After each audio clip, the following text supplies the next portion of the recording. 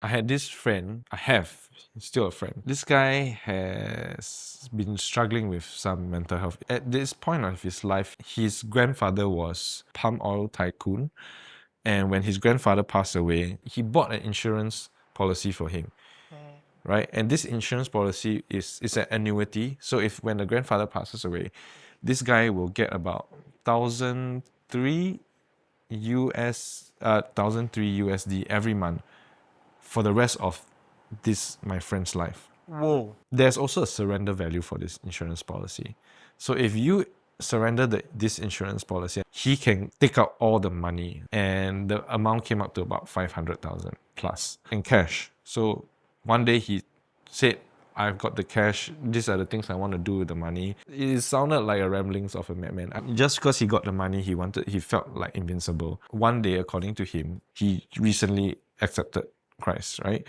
And he said that God came to him in a vision and gave him these 4 numbers and asked him to buy these 4 numbers on a specific date and the place to buy it at as well. I'm like, I thought he was just joking, like you just suddenly your friend texts you, you're like, oh, okay, haha.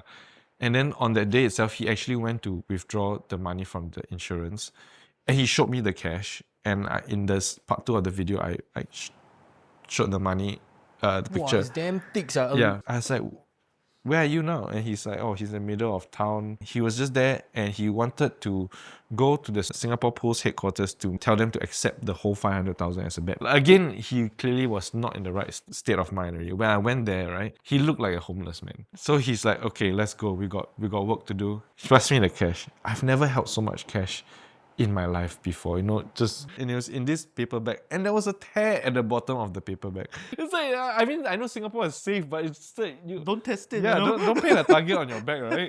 Right, then we walked in the Singapore pools. He started going to the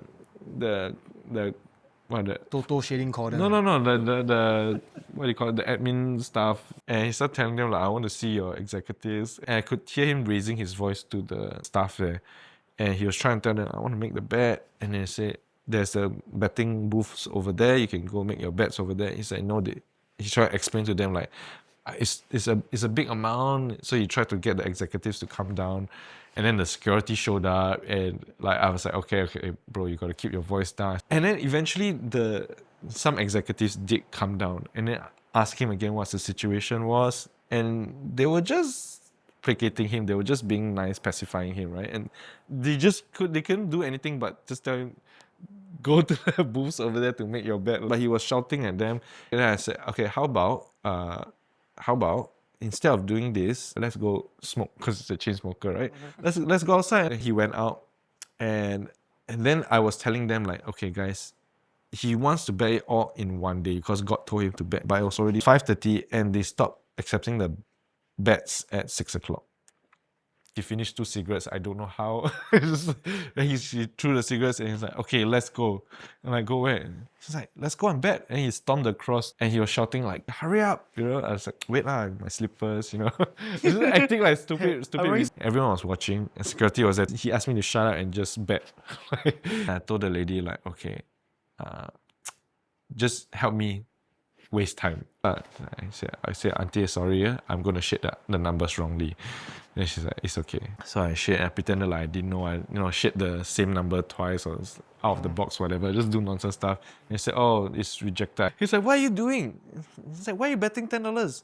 Bet the $1,000. I said, oh. Eventually, within 5 minutes, the number was locked out already. So I said, bro, they locked out the number. What do you want me to do? And we had already spent close to 80 plus K. He started telling me like, okay, keep betting. Like, what's that? There's only 4 numbers you can win in. And then he's like, just bet anything. God will help me win. And then came the draw. The draw is on the same day. You're at the Singapore Pools headquarters. They do the draw there. So consolation prize, miss. Third prize, miss. Second prize, miss. At this point, if you're all 3 miss, you'll be quite disheartened, right? That's like at least 60K down the drain already. He got very excited. He was like, this means God wants me to win the first prize. Like, okay, like delusion to the max. And then also it hit me, if he doesn't get this number, right, it's just his world is going to fall. So what happened afterwards? No surprise. First number comes out. First prize, miss, right? Is it like by one number or he totally missed the whole? Like within the first number, he tore the paper already, and he threw it on the floor, and then the security looked at me, and all of us like, okay. So I said, okay, it's all right. Let's go, bro. Let's go and eat or something. You know, like, forget about it, right? And he still had like 400 plus at this point. So if you're walking around town with 400k cash, let me ask you, level-headed people, I would say sane people, right? What would you do at this point? Go home ah. This guy's priority, you would never have guessed what his priority was that day. What was in his head at that point? Because it's so random. Because he said like, no, I need to go and get my hair cut. I'm like, that ship has sailed, bro. Like, why did you think at this? No, I said I made an appointment with my hairdresser. I need to go to the hairdresser. That's more important than like this 400k cash.